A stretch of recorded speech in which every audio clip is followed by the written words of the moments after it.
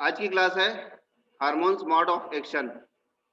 जैसा कि पिछली क्लास में हमने पढ़ा था कि हार्मोन जो होते हैं वो एक स्पेशल केमिकल पदार्थ होते हैं जो निश्चित एंडोक्राइन निश्चित ग्लैंड से स्रावित होते हैं, जिनको हम बोलते हैं एंडोक्राइन ग्लैंड। और ये एक जगह से स्रावित होते हैं और दूसरी जगह जा करके ये काम करते हैं टारगेट सेल पे। जो टारगेट सेल होती हैं एक जगह जहाँ से स्रावित होते हैं वही वहां पर काम नहीं करते। और इन ये जिस ग्लैंड से ये स्रावित होते हैं उसके पास कोई डक्ट नहीं होती है ना। तो इसलिए डक्टलेस ग्लैंड भी कहलाती है। तो जो एंडोक्राइन ग्लैंड है वो डक्टलेस ग्लैंड है। तो अपने जो सिक्रीशन है वो सिक्रीशन कहाँ देती है? वो सिक्रीशन देती है ब्लड में, सीधे ब्लड में देती है। तो ब्लड के थ्रू वो चला जाता है कहाँ? जो टारगेट ऑर्गन है वहां पर। तो मैंने बताया था आपको कि जो टारगेट ऑर्गन होता है या टारगेट सेल जो होती है वो टारगेट सेल में स्पेसिफिक रिसेप्टर होते हैं।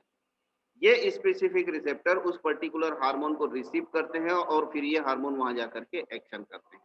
ठीक है। तो ये जो होता है इसमें ये एक्टिवेशन जो होता है इसमें प्रोटीन एंजाइम्स ये जो होते हैं इनके आइडेंटिफिकेशन के द्वारा ये उनका आइडेंटिफिकेशन होता है, फिर वो उसको रिसीव करते हैं। तो मुख्यतः जो होता है ये एक तो होता है स्टीरॉयड हार्मोन, दूसरा होता है पेप्टाइड हार्मोन। तो ये पेप्टाइड हार्मोन जो होते हैं ये बड़े मॉलिक्यूल, बड़े आकार के मॉलिक्यूल होते हैं। इसके लिए स्पेशल ट्रांसपोर्ट सिस्टम की आवश्यकता होती है। ठीक है। तो ये जो होते हैं ये जो रिसेप्टर्स होते हैं ये रिसेप्टर कहाँ होते हैं? टारगेट सेल की सेल मेम्ब्रेन के ऊपर होते हैं। ठीक है। अब ये देखो क्या होता है इसमें, इसके जो स्टेप्स हैं जो क्या होते हैं। After binding the surface receptor to mechanism of the action, the hormone में induce alteration in the permeability of the membrane for ion और सब्सटेंस। जो हार्मोन है जब जाकर के उससे अटैच होता है तो जो टारगेट सेल है उस टारगेट सेल की जो सेल मेम्ब्रेन है उसकी परमेबिलिटी चेंज होती है। या यहाँ पर दूसरा होता है कि सेकंड मैसेंजर एक इंपॉर्टेंट चीज होती है। ये सेकंड मैसेंजर सेल जो टारगेट सेल है सेल की सेल मेम्ब्रेन पर स्थित होता है। ये सेकंड मैसेंजर हमारे देखेंगे कि ये क्या करता है। ये सेकंड मैसेंजर उस हार्मोन को, पर्टिकुलर हार्मोन को वहां से उससे अटैच होता है और अटैच होकर के वो ले जाकर के सेल के अंदर उसको इंट्रोड्यूस करता है। ठीक है ना, ट्रांसफॉर्म करता है। यानी कि जब ब्लड में बहते हुए जो हार्मोन होता है वो जो टारगेट सेल तक पहुंचता है तो टारगेट सेल पे पहुंचने के बाद दो एक्शन हो सकते हैं। वो दो एक्शन क्या हो सकते हैं? पहला तो या तो जैसे ही वो टच होगा मेम्ब्रेन से जो सेल मेम्ब्रेन की परमिबिलिटी होती है वो चेंज हो जाती है। परमिबिलिटी चेंज होने के कारण जो जो हार्मोन अंदर एंटर नहीं कर पाता वो हार्मोन इजीली एंटर कर जाता है। या दूसरा तरीका जो होता है उसमें क्या होता है कि जो सेल मेम्ब्रेन है वो सेल मेम्ब्रेन से जाकर के ये हार्मोन अटैच होता है। जब अटैच होता है तो क्या होता है कि वो उसको एक तरीके से क्या होता है, जो रिवॉल्विंग मॉडल आपने फर्स्ट ईयर में पढ़ा होगा कि जो रिवॉल्विंग मॉडल होता है या इसका जो मॉडल होता है, रिवॉल्विंग मॉडल होता है उसमें अटैच होता है और अटैच होकर के उसको अंदर लेके जा जाता है वहां पर। तो इसी प्रकार से वहां सेकंड मैसेंजर जो होता है वो सेकंड मैसेंजर जो हार्मोन होता है उसके साथ अटैच, मतलब उसके साथ जो रिसेप्टर होता है उसके साथ दोनों अटैच करके वो हार्मोन। ठीक है। ये होता है दूसरा मेथड। जैसे कि इंसुलिन एग्जांपल। तो इंसुलिन जो होता है, इंसुलिन कहाँ से स्रावित होता है? इंसुलिन स्रावित होता है isolates of Langerhans of pancreas. Pancreas की जो आइसोलेट्स ऑफ लैंगरहैंस होती है उसकी बीटा सेल से स्रावित होता है। अल्फा सेल से ग्लूकेगॉन स्रावित होता है और बीटा सेल से इंसुलिन स्रावित होता है। इंसुलिन जो होता है वो एक ग्लाइकोजेनोलिटिक हार्मोन है। ठीक है, यानी कि ग्लाइकोजन ग्लूकोज में तोड़ने वाला हार्मोन है। जब रक्त में ग्लूकोज की मात्रा कम हो जाती है, ठीक है, तो रक्त में जो ग्लूकोज की मात्रा कम होती है तो उसको क्या, उस समय क्या होता है कि ये इंसुलिन का स्रावण बढ़ जाता है और ये कोशिकाओं में क्या करके अब जो इंसुलिन ये ग्लाइकोजन जहाँ जहाँ जो संचित होते हैं, तो ग्लाइकोजन कहाँ कहाँ संचित होते हैं? थोड़ी मात्रा में कोशिकाओं में संचित होते हैं, उसके अलावा लीवर में संचित होती है, मसल्स में संचित होता है। तो ये जो ग्लाइकोजन होता है इस ग्लाइकोजन को ग्लाइकोजिनोलिसिस की प्रक्रिया को बढ़ाता है। ठीक है, और बढ़ा करके ये क्या करता है, उसको तोड़ करके इसमें ग्लूकोज लेवल को ब्लड में बढ़ा देता है। इसका बढ़िया है कि इससे हमको भोजन किए हुए 5 से 6 घंटे हो जाते हैं। तो जब 5-6 घंटे हो जाते हैं तो क्या होता है कि हमारे शरीर में ग्लूकोज की मात्रा कम होती है, ठीक है। अब जब ग्लूकोज की मात्रा कम होने लगती है तो ये पहुंचता है, मैसेज पहुंचता है कहाँ पर, हमारे ब्रेन में, मीडुला ऑब्लोंगेटा। वहां से मैसेज पहुंचता है कहाँ पर, पेंक्रियास के, सबसे पहले मैसेज पहुंचता है कहाँ पर, हमारे स्टमक के जो लेमिना प्रोपिया लेयर है वहां पहुंचता है। वहां जाकर के ये बताया जाता है कि ग्लूकोज की मात्रा कम लगती है, तो वहां स्टमक के जो फोल्ड है वो ऐसे मूवमेंट करने लगते हैं। तो हमको भूख लगती है, आते कुलबुलाना जिसको अपन बोलते हैं ना, भूख लग रही है, तो वो आते कुलबुलाने लगती है, वो वास्तव में स्टमक के जो फोल्ड होते हैं वो ऐसे मूवमेंट करने लगते हैं, तो हमको भूख लगती है। अब मैं भोजन उपलब्ध हुआ तो खा लिया। मान लीजिए आप कहीं ट्रेवल कर रहे हो या ऐसी जगह आपके पास भोजन नहीं है, तब क्या करोगे? वो आप उस समय फिर अपनी भूख को आप बर्दाश्त कर लेते हो। आपने तो भूख बर्दाश्त कर लिया, लेकिन कोशिकाएं नहीं करती। ध्यान रखना, कोशिकाएं क्या करेंगी, वो उस समय आ जाएगी। अब क्या हुआ कि का लेवल है आगे हो जाएगा। इसीलिए जो डायबिटीज पे पेशेंट होते हैं उनका दो प्रकार से उनका ग्लूकोज टेस्ट होता है, जो डायबिटीज टेस्ट होता है। एक होता है एम्प्टी स्टमक, एक होता है फुल स्टमक, ठीक है। एम्प्टी स्टमक में देखा जाता है कितना है, फुल स्टमक में देखा जाता है कितना है। और आजकल जो फार्मास्यूटिकल्स कंपनी जो है ना, अपनी दवाओं के चक्कर में वो जो स्टैंडर्ड है उसको कम करते जा रही है, इसलिए इसके चक्कर में घर में भी बता देना कि इसका सिंपल फार्मूला है कि जितना वेट है प्लस 100 कर लो, उतना मिलीग्राम एक रैंडम ग्लूकोज की मात्रा होती है। सपोज करो मेरा वेट 75 किलो है, ठीक है। तो रैंडम जब मैं किसी भी समय अगर मैं जो भोजन किया हूँ नहीं किया हूँ, ऐसी कंडीशन में ध्यान मान लीजिए 2-3 घंटे हुए हैं भोजन किए हुए, ऐसी कंडीशन में अगर डायबिटीज टेस्ट कराता हूं तो 175 प्लस माइनस 10 मिलीग्राम आना चाहिए। ये ग्लूकोज लेवल की डेफिनेशन है, याद रखो, ठीक है। तो डॉक्टर लोग क्या बोलते हैं कि आपका 120 से ज्यादा होगा तो डायबिटीज ग्लूकोज लेवल बढ़ा हुआ है। अरे क्यों बढ़ा हुआ भैया? जबरदस्ती क्यों उसको इंसुलिन की या ग्लूकोज की दवा खिला रहे हो? क्यों अपनी दुकानदारी कर रहे हो? यहाँ पर आदमी के साथ जबरदस्ती क्यों कर रहे हो? ऐसा मत करो। ग्लूकोज लेवल का सबसे सिंपल फार्मूला है total weight of the body plus 100। अगर मेरा वेट 75 किलो है तो रैंडम टेस्ट कराने पर वो 175 मिलीग्राम पर 100 ml ब्लड आना चाहिए। प्लस माइनस 10 मिलीग्राम हो सकता है, 165 हो सकता है, 185 होता है, यानी आपका डायबिटीज लेवल नॉर्मल है। डॉक्टर लोग क्या बोलते हैं 140 120 हो गया, 120 से ज्यादा है मतलब बहुत बढ़ा हुआ है आपका ग्लूकोज लेवल। नहीं भैया, बढ़ा हुआ नहीं है, वो नॉर्मल है। वो भोजन करने के बाद वो चला जाएगा 210 तक चला जाएगा, वो भी नॉर्मल है। जिसको बोल रहे हैं 210 ग्लूकोज जो था 210 पहुंच गया था, भाई 210 नॉर्मल है, उसमें दवा खाने की जरूरत नहीं है, ठीक है। चलो ठीक।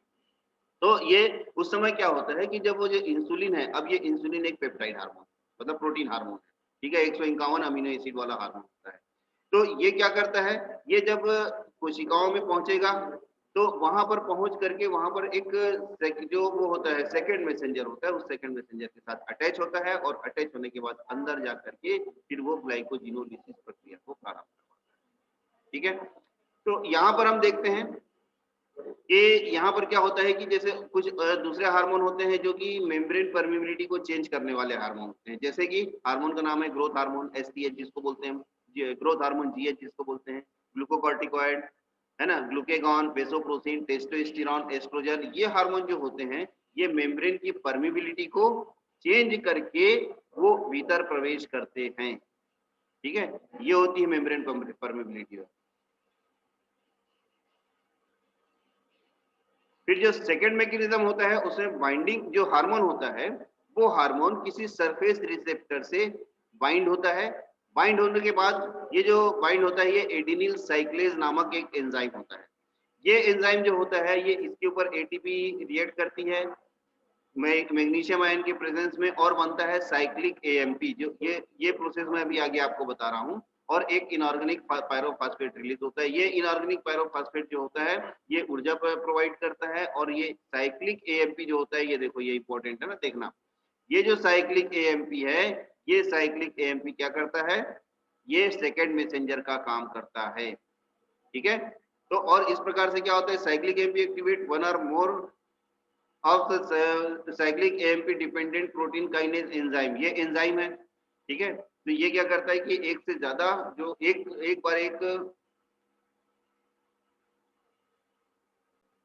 ये जो साइक्लिक एएमपी होता है पहली बार एक साइक्लिक एएमपी बना, ये साइक्लिक एएमपी क्या करता है और दूसरे जो एटीपी होता है उसको साइक्लिक एएमपी में कन्वर्ट कर जाता है, और उसके बाद जब ये एक्शन कंप्लीट हो जाता है तो ये जो साइक्लिक एएमपी होता है ये 5 एएमपी में, ये फास्फोडाइस्टरेज एंजाइम जो होता है वो उसको इसमें 5 एएमपी में उसको कन्वर्ट करके न्यूट्रल कर देता है। ठीक है, मैं आपको यहाँ पर दिखा रहा हूँ साइक्लिक एएमपी काम कैसे करके, साइक्लिक एएमपी में चेंज कैसे होता है।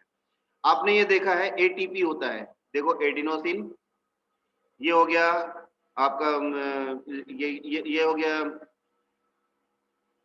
शुगर, ठीक है, पेंटोज शुगर जिसको राइबोस हम बोलते हैं, और उसके बाद 1 2 3 तीन फॉस्फेट है, ये होता है एटीपी, एडिनिन ट्राई फॉस्फेट, ठीक है, adenosine triphosphate. Adenylate cyclase enzyme जो होता है जब इसका एक्शन होता है तो ये दोनों जो हैं, है ना, ये वाले दोनों फॉस्फेट यहाँ से अलग हो जाते हैं, पायरोफॉस्फेट यानी 2 molecule of inorganic phosphate are remove from ATP, ATP से ये दोनों पृथक हो जाते हैं, और यहाँ पर ये जो बचा फॉस्फेट जो होता है, इस फॉस्फेट में ये ऑक्सीजन जो होता है ये जाकर के इसके CH2 के साथ अटैच, ये इधर इसके साथ यहाँ पर O के साथ में अटैच, ये हाइड्रोजन निकल के OH के साथ ये अटैच हो जाता है। तो इस प्रकार से ये बनता है साइक्लिक एएमपी। ठीक है, ये साइक्लिक एएमपी बहुत इंपॉर्टेंट चीज है, इसका महत्व देखेंगे अपन आगे। ये जो साइक्लिक एएमपी के बिना जो हार्मोन है वो भीतर प्रवेश नहीं कर सकता, कैसे करता है ये इसका अभी आपको एक वीडियो भी दिखाऊंगा मैं। ठीक है, अभी ये कैसे चेंज होता है और ये कैसे अंदर लेकर के जाता है इसका भी आपको वीडियो दिखाऊंगा इसी के साथ ही में। तो इसके बाद फिर जब इसका काम कंप्लीट हो जाता है तो फिर जो वो है दूसरा एक जो एंजाइम है वो एंजाइम जो होता है फास्फोडाइस्टरेज जो होता है, ये फास्फोडाइस्टरेज हाइड्रोजन वाटर मॉलिक्यूल के साथ यहाँ पर ये करके ये कन्वर्ट कर देता है इसको एएमपी में। ठीक है, और ये एएमपी जो होता है फिर ये बाद में दो फॉस्फेट लेकर के एटीपी में कन्वर्ट हो जाता है, ये होता है साइक्लिक एएमपी साइकिल। ठीक है, तो इस प्रकार से क्या होता है ये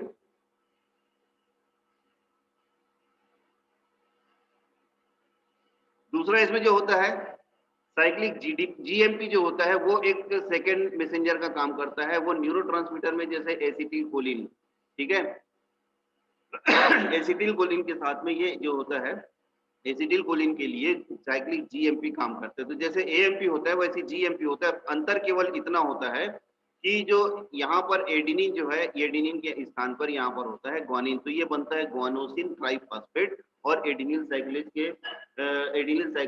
एंजाइम के प्रभाव से ये साइक्लिक एएमपी बनता है। ठीक है, तो ये होता है। इसके बाद जो प्रोटीन काइनेज जो होता है,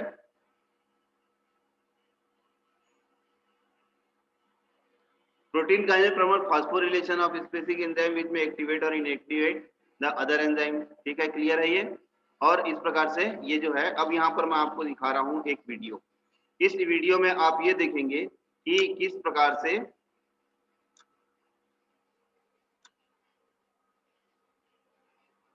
जो हार्मोन एक्शन किस प्रकार से होता है वो देखेंगे आप। ठीक है, सबसे पहले मैं बताता हूं कि साइक्लिक एएमपी कैसे काम करता है।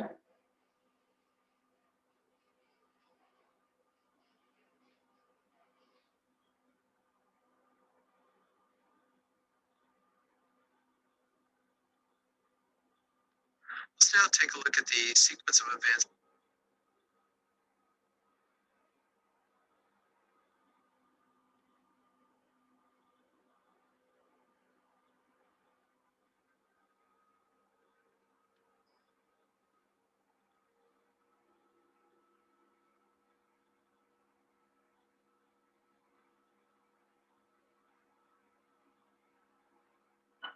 हाँ, मुझे बताओ,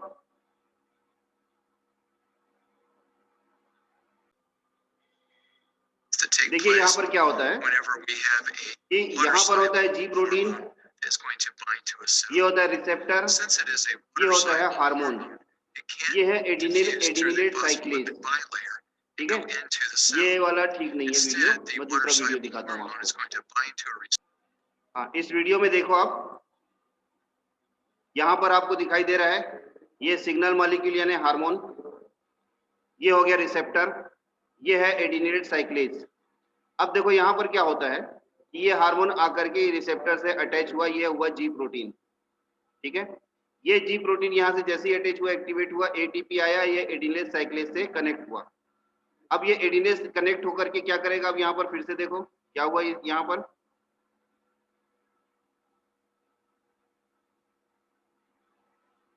यहाँ पर एटीपी जो है वो, और पीछे करके दिखाता हूं आपको। अब यहाँ पर देखो ये एटीपी है, ये जी प्रोटीन यहाँ से एक्टिवेट हुआ, एडिनिल साइक्लेज से आकर के अटैच हुआ, ये एटीपी यहाँ पर आकर के जब इससे अटैच होगा, ये अटैच हुआ तो जी प्रोटीन क्या करेगा, ये एटीपी को कन्वर्ट कर देगा साइक्लिक एएमपी में, जो अभी थोड़ी देर पहले मैंने आपको केमिकल रिएक्शन स्क्रीन में दिखाया था, ठीक है। ये साइक्लिक एएमपी में ये कन्वर्ट कर देगा। ये ढेर सारे साइक्लिक एएमपी यहाँ पर बनने लगेंगे, ठीक है। ढेर सारे साइक्लिक एएमपी बन गए यहाँ पर। अब यहाँ पर क्या होगा कि जो टारगेट प्रोटीन है अल्फा काइनेज, ये टारगेट प्रोटीन जो है इससे आकर के साइक्लिक एएमपी अटैच होगा, और अटैच होने के पश्चात ये साइक्लिक, ये जो टारगेट प्रोटीन है ये यहाँ पर जाएगा, और इसके बाद जाकर के ये इसको क्या करेगा, वहां से ये उसको हार्मोन को लेकर के भीतर प्रवेश करेगा, ठीक है। ये इसकी होती है प्रोसेस, ठीक है। आया समझ में?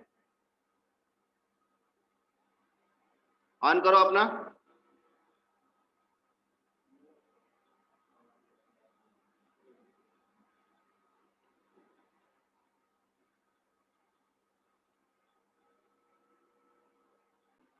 यहाँ पर क्या होता है कि जो साइक्लिक जो एटीपी है, ये जी प्रोटीन जाकर के क्या करता है, साइक्लिक इसको एटीपी को एक्टिवेट करता है, एटीपी को कन्वर्ट करता है, एडिलेज साइक्लेज एंजाइम को एक्टिवेट करता है, और ये एटीपी को कन्वर्ट कर देता है साइक्लिक एएमपी में। ये साइक्लिक एएमपी वापस जाता है कहाँ पर, जो रिसेप्टर है, रिसेप्टर से जाकर के अटैच होता है। जब अटैच होता है तो वहां पर सेकंड मैसेंजर के रूप में हार्मोन को लेकर के कोशिका के भीतर प्रवेश करता है। आया समझ में? इस वीडियो में देखो, ये इंटरस्टिशियल फ्लूइड हो गई, प्लाज्मा मेम्ब्रेन हो गया, ये हार्मोन इधर से चले आ रहे हैं, ठीक है। अब यहां पर देखो,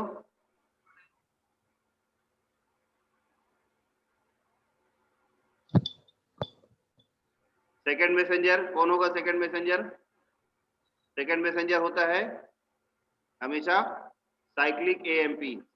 अब ये जी प्रोटीन है, ये हो गया हार्मोन रिसेप्टर, ठीक है। अब यहाँ पर क्या होगा कि जो एडिनिलेट साइक्लेज है, वो एडिनिलेट साइक्लेज क्या करेगा, एक्टिवेट होगा।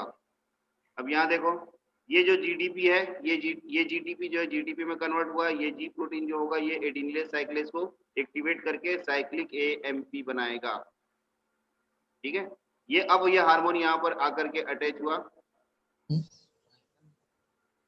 और हार्मोन अटैच होने के बाद यहाँ से ये जो जी प्रोटीन है, ये साइक्लिक एएमपी जो है ये जी प्रोटीन को एक्टिवेट करके क्या करेगा, ये हार्मोन को वहां से लेकर के भीतर प्रवेश करेगा, ठीक है। और उसके बाद ये लगातार देखो कन्वर्ट होता जा रहा है।